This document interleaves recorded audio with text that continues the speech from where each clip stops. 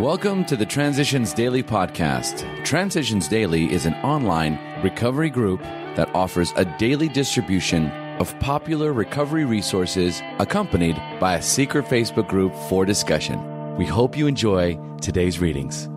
This is Transitions Daily for June 12th, read by Craig M. from Denny, Scotland. AA Thoughts for the Day. Sacrifices. At the beginning we sacrificed alcohol. We had to, or it would have us killed. But we couldn't get rid of alcohol unless we made other sacrifices.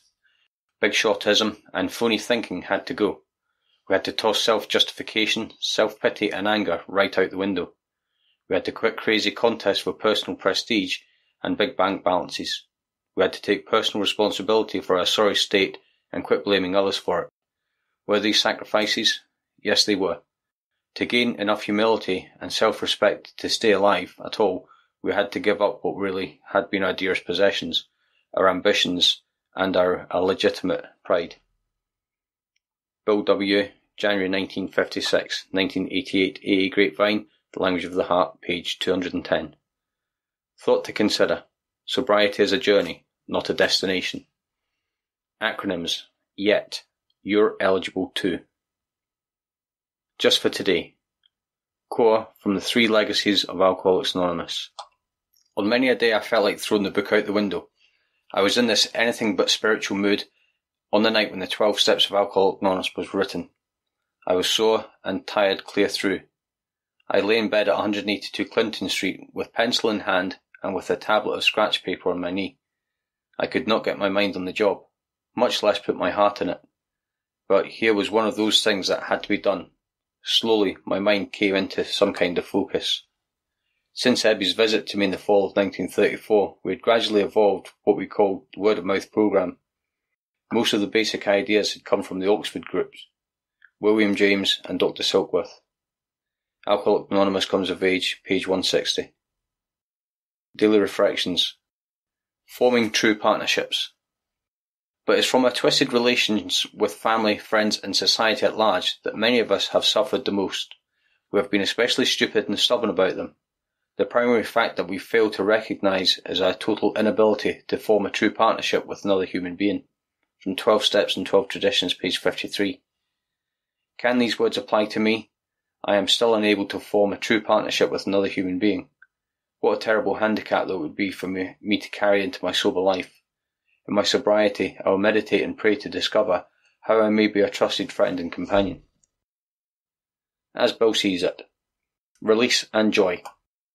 Who can render an account of all the miseries that once were ours, and who can estimate the release and joy that the later years have brought to us? Who can possibly tell the vast consequences of what God's work through AA has already set in motion?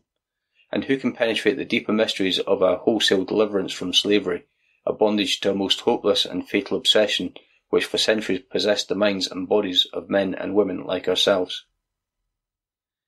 We think cheerfulness and laughter make for us usefulness. Outsiders are sometimes shocked when we burst into merriment over a seemingly tragic experience out of the past. But why shouldn't we laugh? We have recovered, and we have helped others to recover. What greater cause could there be for rejoicing than this? The first part was from AA Comes of Age, pages 40, 45. The second from Alcoholics Anonymous, page 132. Big Book quote. Faith without works was dead, he said, and how appallingly true for the alcoholic.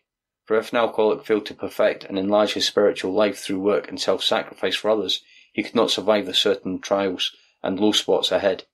If he did not work, he would surely drink again, and if he drank, he would surely die. Then faith would be dead indeed, and with us, it's just like that. It's from Alcoholics Anonymous, 4th edition, Bill's Story, page 14. 24 hours a day. AA Thought for the Day. When we came into AA, we made a tremendous discovery. We found that we were sick persons rather than moral lepers. We were not such odd ducks as we thought we were.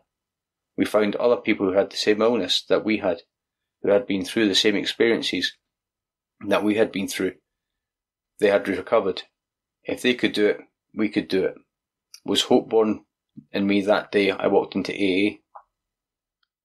Meditation for the day. He that heareth these sayings and doeth them is like unto a man who built his house upon a rock, And the rain descended, and the floods came, and the wind blew and beat upon the house, and it fell not, for it was founded upon rock. When your life is built upon obedience to God, and doing His will as you understand it, you will be steadfast and unmovable, even in the midst of storms. The serene, steadfast, unmovable life, the rock home, is laid stone by stone, foundation, walls, and roof, by acts of obedience to the heavenly vision. The daily following of God's guidance and daily doing of His will shall build your house upon a rock. Prayer for the day. I pray that my life be founded upon the rock of faith. I pray that I may be obedient to the heavenly wisdom. That's from Hazeldean Foundation, PO Box 176, Centre City, MN 55012. This is Transitions Daily. My name's Craig, and I'm an alcoholic. We hope you enjoyed today's readings.